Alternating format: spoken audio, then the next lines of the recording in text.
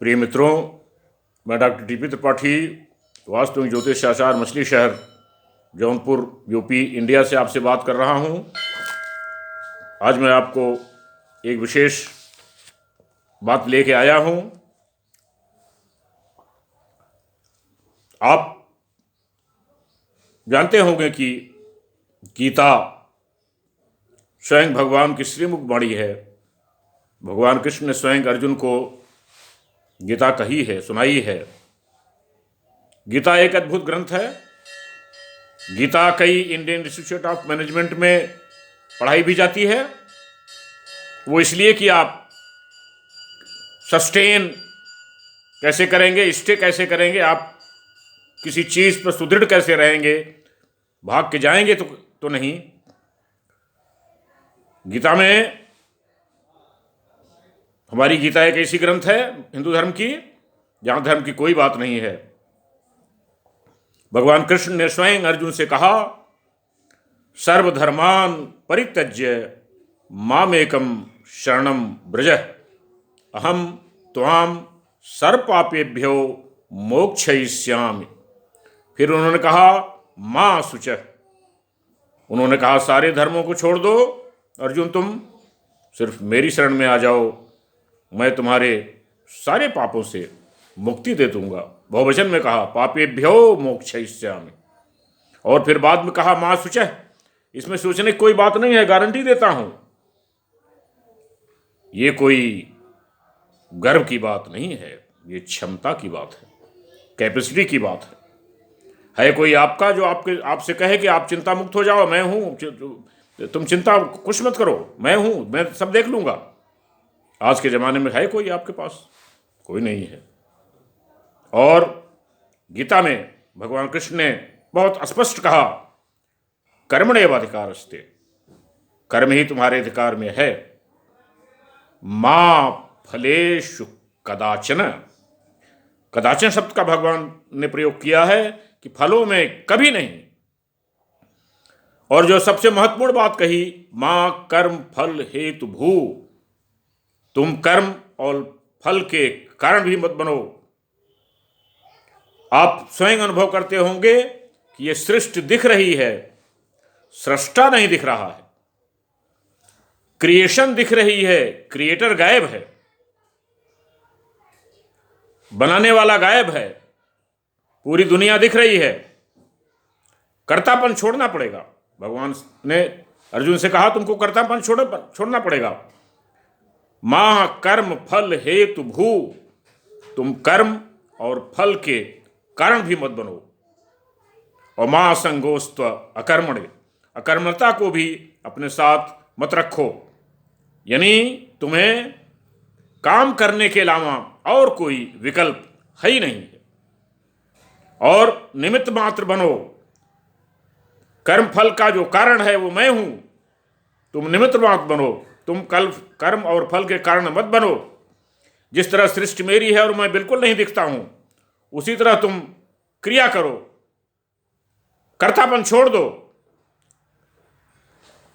एक बार श्री लक्ष्मी जी ने कहा, ऋषिकेश, आप ही योगी पुरुष के ध्येय हैं।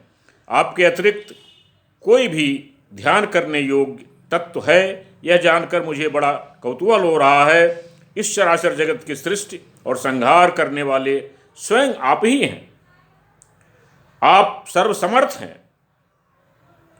इस प्रकार की स्थिति होकर भी यदि आप परम तत्व से भिन्न हैं तो मुझे उसका बोध कराइए। ये लक्ष्मी जी ने भगवान से पूछा। भगवान ने कहा, प्रिय, आत्मा का स्वरूप द्वैत और अद्वैत से पृथक, भाव और अभाव से मुक्त तथा आदि और अंत से रहित है। आत्मा का जो स्वरूप है, न आदि है, न अंत है, न बोध अद्वैत है, न द्वैत है, न भाव है, न अभाव है। शुद्ध ज्ञान के प्रकाश से उपलब्ध होने वाला तथा परमानंद स्वरूप होने के कारण एकमात्र सुंदर है, वही मेरा ईश्वरीय तत्व है। आत्मा का एकत्व ही सबसे सुंदर, सबके द्वारा जानने योग्य है। गीता शास्त्र में इसी का प्रतिपादन हुआ है। ये बातें जो मैं बता रहा हूं आपको पद्म पुराण से ली गई हैं। पद्म पुराण में इस बात का स्पष्ट वर्णन है। अमित तेजस्वी भगवान विष्णु ने ये वचन सुनकर लक्ष्मी देवी ने शंका उपस्थित करते हुए कहा, भगवान, यदि आपका स्वरूप स्वयं परमानंद और मन वाणी पहुंच के बाहर है तो गीता कैसे उसका बोध कराती है? मेरे इस संदेह का आप निवारण कीजिए। फिर भगवान ने कहा, सुंदरी सुनो, मैं गीता में अपनी स्थिति का वर्णन किया हूं। यानी गीता स्वयं ईश्वर है। क्रमशः 5 अध्यायों को तुम 5 मुख जानो। जो 5 अध्याय हैं वो भगवान के 5 मुख हैं। 10 अध्यायों को उनकी 10 भुजाएं हैं। 1 अध्याय उदर और 2 अध्याय दोनों चरण कमल हैं। इस तरह से 18 अध्याय पूरे होते हैं। इस प्रकार 18 अध्यायों की वाग्मयी ईश्वरीय मूर्ति ही समझनी चाहिए। ये भगवान ने स्वयं लक्ष्मी से कहा कि मैं स्वयं, ये मोरे जो 18 जो अध्याय हैं ये स्वयं मैं हूं, मेरे अलावा और कुछ भी नहीं है। यह ज्ञान मात्र से ही महान पातकों का नाश करने वाली है। जो उत्तम बुद्धि वाला पुरुष गीता के 1 या आधे अध्याय का अथवा 1 या आधे चौपाई श्लोक का भी प्रतिदिन अभ्यास करता है वह सर्वार्थ सब पापों से मुक्त हो जाता है। ये भगवान ने स्वयं गीता में कहा। मेरा कहने का अर्थ यही है कि अगर आप गीता का प्रथम अध्याय का पाठ करेंगे तो आप पापों से मुक्त हो जाएंगे। आप के जीवन में सुंदरता ही सुंदरता, विलक्षणता ही विलक्षणता, अद्भुतता विचार आएंगे। आप ईश्वरत्व हो जाएंगे, ईश्वर के करीब हो जाओगे, पापों से मुक्त हो जाएंगे आप। क्योंकि ज्ञान से आप ईश्वर को प्राप्त नहीं कर सकते। ईश्वर को प्राप्त करना है तो प्रेम से ही प्राप्त कर सकते हैं।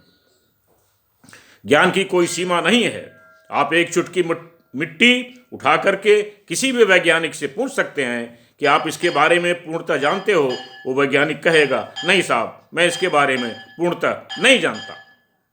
तो ज्ञान से आप ईश्वर को प्राप्त नहीं कर सकते। ईश्वर को प्राप्त करना है, प्रेम से प्राप्त कीजिए। गीता पढ़िए। गीता के हर अध्याय के अलग अलग पुण्यों का क्या फल है, मैं आपको पूरा 18 एपिसोड में एक एक करके बताऊंगा।